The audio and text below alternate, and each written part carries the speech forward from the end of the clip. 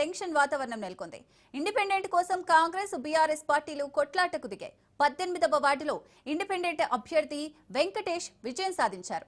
వెంకటేష్ ను క్యాంపునకు తరలించేందుకు కాంగ్రెస్ బీఆర్ఎస్ లు ప్రయత్నించాయి. రెండు పార్టీల నాయకుల మధ్య తోపులాట జరిగింది.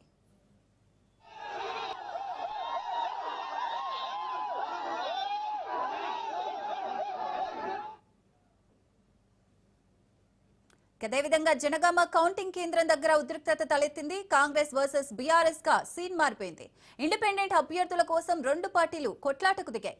గెలిచిన ఇండిపెండెంట్ అభ్యర్థులను తీసుకెళ్లేందుకు కాంగ్రెస్ బీఆర్ఎస్ నేతలు ప్రయత్నించారు.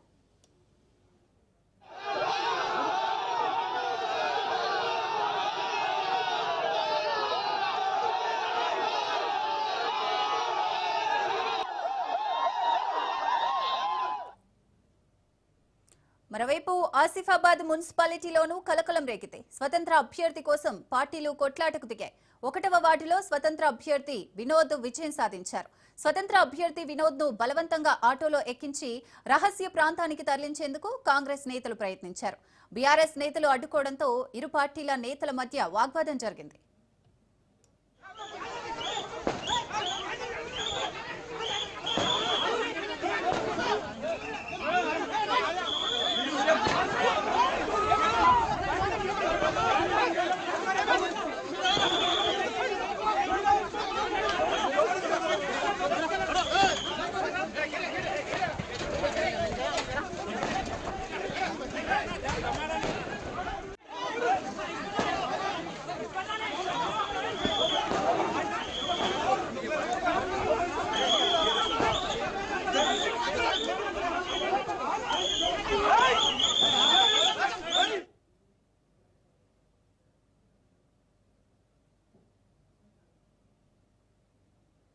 వరంగల్ జిల్లా వర్ధనపేట మున్సిపాలిటీలో 12వ డివిజన్లో అధికార పార్టీకి అనుకూలంగా లెక్కలు చేసుకున్నారంటూ బీఆర్ఎస్ నాయకులు ఆందోళనకు దిగారు.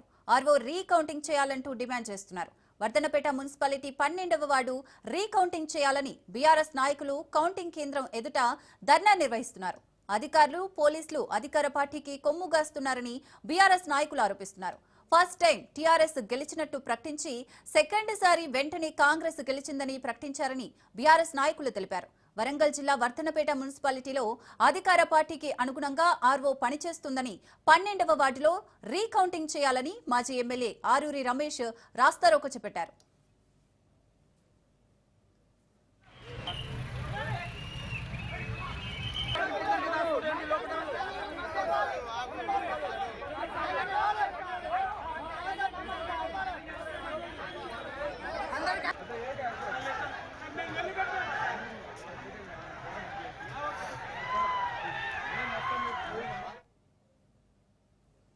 మహబూబాబాద్ కౌంటింగ్ సెంటర్ వద్ద ఉద్రిక్తత చోటు చేసుకుంది. బీఆర్ఎస్ కాంగ్రెస్ కార్యకర్తల మధ్య వాగ్వాదం జరిగింది.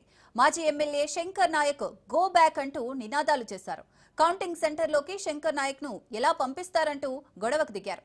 4వ వార్డు అభ్యర్థిని క్యాంపునకు తరలించడానికి ప్రయత్నించడంతో పోలీసులు ఆ అభ్యర్థిని కౌంటింగ్ హాల్లోకి పంపించారు.